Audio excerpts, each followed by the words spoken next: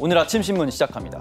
최근 기승을 부리고 있는 보이스피싱 피해를 막기 위해 경찰과 통신 3사, 은행들이 합동으로 자동 방어 시스템 구축을 추진한다는 기사 먼저 보겠습니다.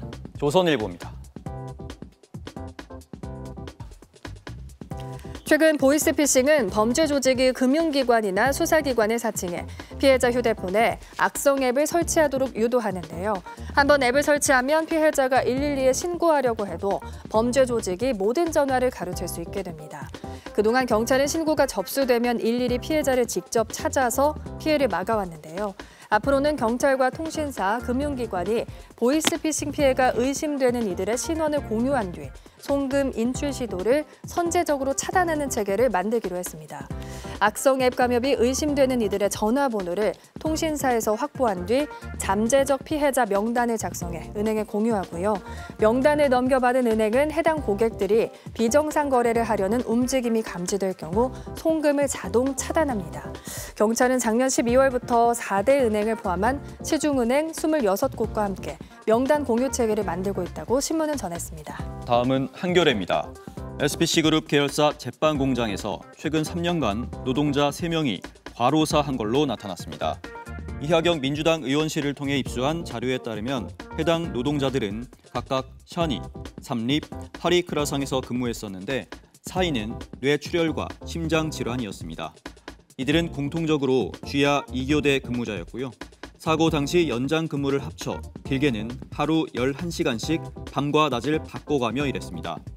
한국산업안전보건공단의 지침에 따르면 장시간 노동자의 건강장애 예방을 위해 하루 11시간 이상의 연장 근로와 4회 이상의 야간 근로를 하지 않도록 권고하는데요. 사망 노동자들의 근무 시간을 보면 SPC는 이런 권고가 허용하는 최대치로 근무 시간을 운용했다고 신문은 전했습니다. 다음은 조선일보 보겠습니다. 유통업계가 민생회복 소비 쿠폰 지급을 앞두고 대응에 총력전을 펼치고 있습니다. 쿠폰 사용처에 포함된 편의점은 효과를 극대화하고 사용처에서 제외된 대형마트는 피해를 최소화하려는 양상인데요. 편의점은 그동안 주요 품목으로 취급하지 않던 한우, 장어, 전부까지 들여놓는 등 신선식품 품목 확대에 나서고 있습니다. 경쟁 관계인 대형마트에서 소비 쿠폰을 쓸 수 없다는 점을 최대한 활용하겠다는 전략인데요. 반면 대형마트는 편의점 업계의 고객을 뺏길지 모른다는 우려가 커지면서 손해를 감수한 대규모 할인 행사로 맞불을 놓기 시작했습니다. 농림부가 진행하는 농축산물 할인 지원 사업에 자체 할인을 추가 적용해 농축산물 품목을 할인 판매할 예정입니다. 이어서 서울신문 보겠습니다. 청년 세대가 블루칼라 직종으로 눈을 돌리고 있다는 기사입니다.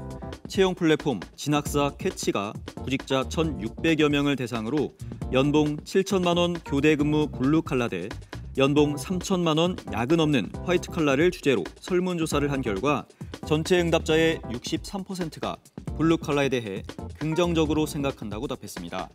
청년층이 사회적 고정관념보단 워라밸과 실속을 더 추구하는 것이란 분석이 나오고요.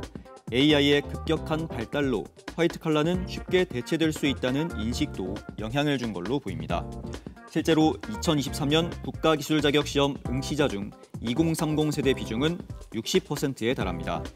최근 SNS를 통해 블루칼라의 좋은 면이 부각되면서 일시적으로 관심이 쏠리고 있는 것일 수도 있어서 초중고교 진로 교육 때부터 블루칼라의 장단점에 대해 깊이 있게 다뤄야 한다는 조언도 나옵니다. 끝으로 지역신문 기사 살펴보겠습니다. 광주일보입니다. 광주시의 상습 침수 구역에 대한 점검 필요성이 꾸준히 제기되어 왔지만 올해도 막대한 침수 피해를 막지 못했습니다. 광주시가 관리하고 있는 침수 위험 구역은 모두 49곳이지만 반복되는 피해로 시민들의 불신은 커지고 있는데요. 위험 구역만 지정해놓고 행정 보고용으로만 관리하는 것 아니냐는 비판도 잇따르고 있습니다. 이번 집중호우로 침수 피해를 입은 북구 첨단산업단지, 문흥동 성당 일대, 북구청 사거리 일대, 신안교 일대는 행정안전부와 환경부의 침수 피해 예방사업 대상지로 선정돼 국고 보조금 지원까지 받은 구역이라고 신문은 지적했습니다. 지금까지 오늘 아침 신문이었습니다.